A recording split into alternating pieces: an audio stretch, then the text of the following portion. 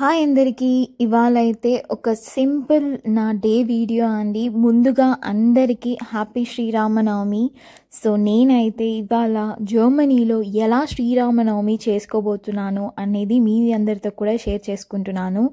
నేనైతే చాలా ఇండియాని మిస్ అవుతున్నాను. నేను స్టార్టింగ్లో వీడియోలో షేర్ చేశాను కదా, ఆ టెంపుల్ మా ఇంటి పక్కనలోనే ఉంటుంది. ఆ టెంపుల్ వచ్చేసి నాకు చిన్నప్పటి నుంచి డైలీ టెంపుల్కి వెళ్ళడం అంటే ఆ టెంపులే అనుకోండి. రాముని టెంపుల్ భజన చేస్తారు, అలా అంతా చాలా బాగుంటుంది. సో నేనైతే చాలా మిస్ అవుతున్నాను. సో ఈ ఇయర్ అయితే నేను శ్రీరామనవమి ఎలా చేసుకుంటున్నానో మీ అందరితో షేర్ చేసుకోవడానికి అండ్ నాకు మెమరీగా ఉంటుందని వీడియో షూట్ చేస్తున్నాను.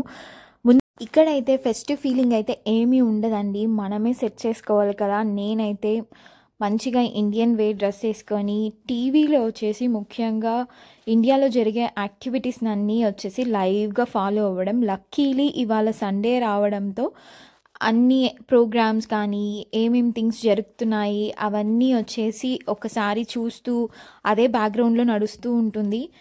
సో అప్పుడే మనకు ఒక ఫెస్టివ్ మూడ్ అండ్ ఒక మంచి ఫీల్ ఉంటుంది. సో ఇవాళ మెనూ అయితే నేను గుమ్మడికాయ ఫ్రై చేసుకుంటున్నాను. సో ఇక్కడ గుమ్మడికాయ వచ్చేసి చాలా బాగా దొరుకుతుంది అండ్ ఇప్పుడైతే ప్రజెంట్ కాస్ట్ కూడా కొంచెం తక్కువగానే ఉంది అండ్ చాలా హెల్త్ బెనిఫిట్స్ కాబట్టి సో గుమ్మడికాయ చేసుకుంటున్నాను. అండ్ దీంతో పాటు ఇవాళ మెనూ అయితే లెమన్ రైస్, గుమ్మడికాయ, curd rice and broad beans ఉంటుంది కదా, బీన్స్లోనే ఒక వెరైటీ, ఇక్కడ దొరికే వెరైటీ దాని fry, so and kesari sweet లేకపోతే ఎలాగా. సో ఇవన్నీ చేసుకొని మంచిగా దేవుని ప్రే చేసుకోవాలని అనుకుంటున్నాము. అండ్ సండే వచ్చిన వల్ల వచ్చేసి నేను మా హస్బెండ్ ఇంట్లోనే ఉంటున్నాము అండ్ కలిసి పనులు చేసుకుంటున్నాము. అది ఇంకా బాగుంది. తను వచ్చేసి ఆనియన్స్ కట్ చేస్తున్నారు, నేను ఒక సైడ్ వచ్చేసి కుకింగ్ చేస్తున్నాను. సో ఒక మంచి ఫీల్ ఉంటుంది కదా ఇలా కలిసి చేసుకున్నప్పుడు. మీరు చూసారంటే నేను బ్యాంగిల్స్ వేసుకున్నాను, ఎందుకంటే నాకు ఇలా వేసుకొని ఇలా ఉన్నప్పుడే వచ్చేసి అదొక ఫెస్టివ్ వైబ్ వస్తుంది. ఇండియాని మిస్ అవుతున్నా అని చెప్పాను కదా, సో ఇలా చేస్తున్నప్పుడు కొంచెం సాటిస్ఫై అవ్వచ్చు. సో ఇంకా నేనైతే గుమ్మడికాయ ఫ్రైని చాలా సింపుల్గా చేసుకుంటానండి. ఆనియన్, గార్లిక్ ఇంకా వచ్చేసి సోంపు వేస్తాను. ఈ మూడు బాగా ఫ్రై అయిన తర్వాత గుమ్మడికాయ వేసేసి కారం ఇంకా కొరియాండర్ పౌడర్, పసుపు, సాల్ట్ వేసేసుకొని బాయిల్ చేసుకుంటాను. అండ్ ఇక్కడ దొరికే గుమ్మడికాయ ఏంటంటే స్వీట్నెస్ ఆటోమేటిక్గా ఉంటుంది. ఇండియాలో వచ్చేసి లైట్గా బెల్లం యాడ్ చేస్తారు, ఇక్కడ ఏమీ అవసరం లేదు, అదే స్వీట్గా అనుకుంటారు. అండ్ గుమ్మడికాయ ఉడికేది చాలా టైం పడుతుందని, అలా ఏమీ ఉండదు. ఒక 5 to 8 minutes కంతా వచ్చేసి అది మొత్తం ఉడికిపోతుంది.